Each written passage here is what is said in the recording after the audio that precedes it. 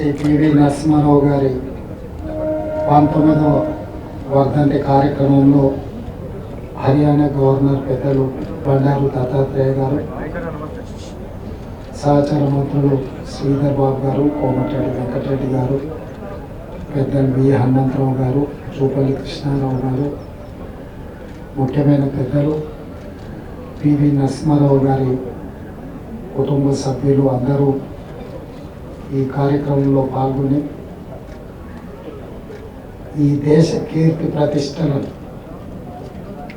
ప్రపంచానికి తెలియజెప్పిన గొప్ప మేధావి, బహుభాషా కోవిదుడు శ్రీ పివి నరసింహారావు గారు మన తెలంగాణ బిడ్డ కావడం మనందరి యొక్క అదృష్టం.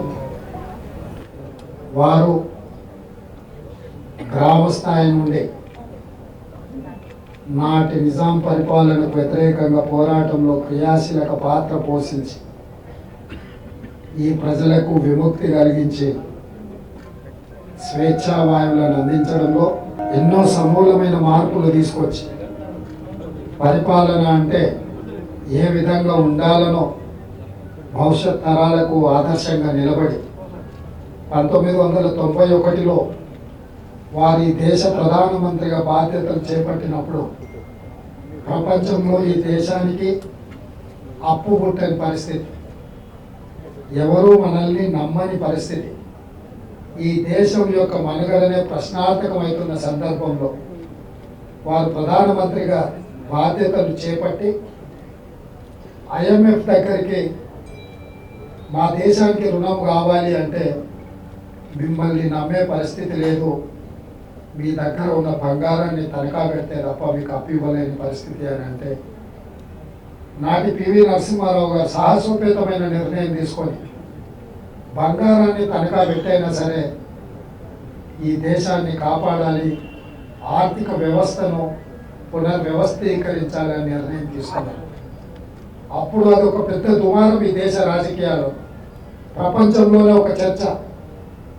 ఆ సందర్భంగా పార్లమెంటులో చర్చకు తెరలేసినప్పుడు దేశమంతా ఆసక్తిగా ఎదురు చూస్తుంటే పివి నరసింహారావు గారు ఎంతో పెద్ద ఉపన్యాసం చెప్తారు, లేకపోతే వివరణ ఇచ్చుకుంటారు అని అందరు ఆశించినప్పుడు వారు లేచి నించొని సంస్కృతంలో ఒక శ్లోకం చదివి కూర్చున్నాడు. దాని సారాంశం ఏంటంటే, తెలివైన వాడు సగం ఆస్తిని పోగొట్టుకునేనా మిగతా సగాన్ని కాపాడుకుంటాడు అనేది దాని సారాంశం. బంగారాన్ని ఎందుకు మీరు కుదవబెట్టి అప్పులు తీసుకొస్తున్నారు అని చర్చించినప్పుడు, ప్రశ్నించినప్పుడు మిగతా సగం కాపాడుకోవడం కోసమైనా ఒక సగాన్ని వదులుకోవడం విఘ్నుడు చేసే పని అని చెప్పి వారు ఆనాడు చెప్పిండ్రు. ఆ చెప్పిన దాన్ని వారు నిజం చేసి చూపించి ఈరోజు సరళీకృత విధానాలను తీసుకొచ్చి ప్రపంచంతోనే పోటీ పడే విధంగా కోట్లాది మంది యువకులు ప్రపంచంలోనే మన మేధస్సును IT రూపంలో, శాస్త్రవేత్తల రూపంలో ప్రపంచానికే మన యొక్క మేధా సంపత్తిని ఎగుమతి చేసే విధంగా ఈ దేశాన్ని బలోపేతమైన ఆర్థిక వ్యవస్థగా కీర్తిశేషులు పివి నరసింహారావు గారు తీర్చిదిద్దారు. వారికి ఈ దేశం ఎప్పుడు రుణపడి ఉంటుంది. ఈ దేశం ఈరోజు ఆర్థిక రంగంలో రాణించిన, పరిపాలనలో పారదర్శకవంతమైన పరిపాలనను అందించిన, ముఖ్యంగా సీలింగ్ యాక్ట్ ద్వారా పేదలకు ఆత్మగౌరవమే భూమి, ఆ భూమి కొద్దిమంది చేతుల కబంధ హస్తాలలో ఉంటే ఈ ప్రాంతంలో జరిగిన ప్రతి పోరాటం, నిజాంకు వ్యతిరేకంగా జరిగిన సాయుధ రైతాంగ పోరాటం భూమి చుట్టూనే పరిభ్రమించింది. ఆ తర్వాత జరిగిన నక్సల్బరీ పోరాటాలు కూడా ఈ భూమి చుట్టూతోనే పరిభ్రమించినాయి. భూమి పేదవాడికి అందుబాటులోకి తీసుకొచ్చింది. పేదవాడి ఆత్మగౌరవమైన భూమిని భూ పంపకాల ద్వారా వాళ్ళకి చేర్చినప్పుడే ఈ యొక్క పోరాటాలకు ఒక నిబద్ధత ఉంటుంది అని చెప్పి ఈ అగ్రికల్చర్ ల్యాండ్ సీలింగ్ యాక్ట్ తీసుకొచ్చి వీటన్నిటిని కూడా భూసేకరణ చేసి పేదలకు భూములు పంచడానికి పివి నరసింహారావు గారి బలమైన పునాదులు వేయడం జరిగింది.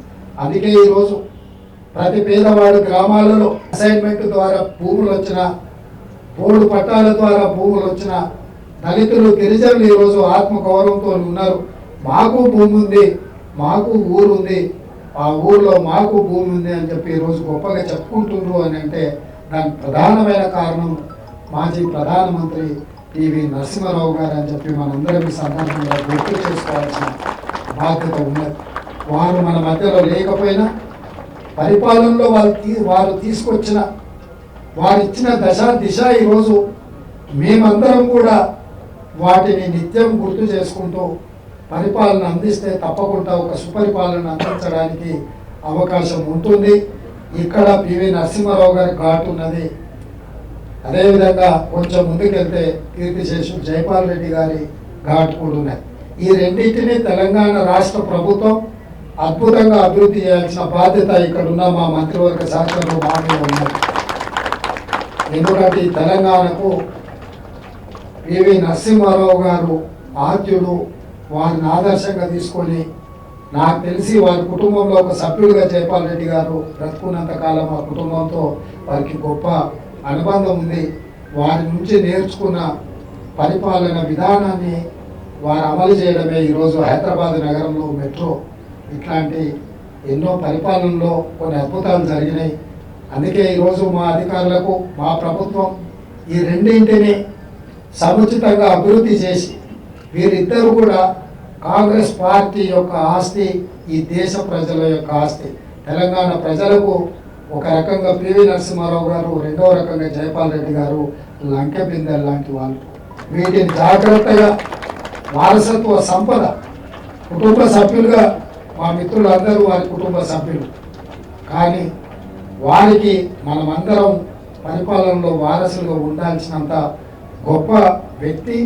వారు ఆచరణ చేసి చూపించి ఒక మంచి పరిపాలన అందించిన మాజీ ప్రధానమంత్రి పివి నరసింహారావు గారికి దేశ స్థాయిలో సముచితమైన గౌరవం ఇవ్వడానికి అవసరమైన కేంద్ర ప్రభుత్వ నిర్ణయాలను కూడా తీసుకునే విధంగా తెలంగాణ రాష్ట్ర ప్రభుత్వం నుంచి అవసరమైన ప్రతిపాదనలు పంపించడం కానీ, కేంద్ర ప్రభుత్వంతో చర్చించడం కానీ, రాజకీయాలకు అతీతంగా ఈరోజు కూడా మన్ననలు పొందుతున్న గొప్ప మహానుభావుడు పివి నరసింహారావు గారు. వారి కీర్తిని పెంచే విధంగా తెలంగాణ రాష్ట్ర ప్రభుత్వం పనిచేస్తుంది. వారిని ఆదర్శంగా తీసుకొని పరిపాలనలో సమూలమైన మార్పులు తీసుకొచ్చి పారదర్శకవంతమైన పరిపాలన అందించడమే కాకుండా దళితులకు, గిరిజనులకు, బలహీన వర్గాలకు, మహిళలకు, మైనారిటీలకు ఈ ప్రభుత్వంలో వారిని ఆదర్శంగా తీసుకొని సముచితమైన సంక్షేమ పథకాలలో సింహభాగం, అభివృద్ధిలో వారి భాగస్వామ్యాన్ని మా ప్రభుత్వం ముందుకు తీసుకెళ్తుందని తెలియజేస్తూ మీ అందరి దగ్గర సెలవు తీసుకుంటున్నాను.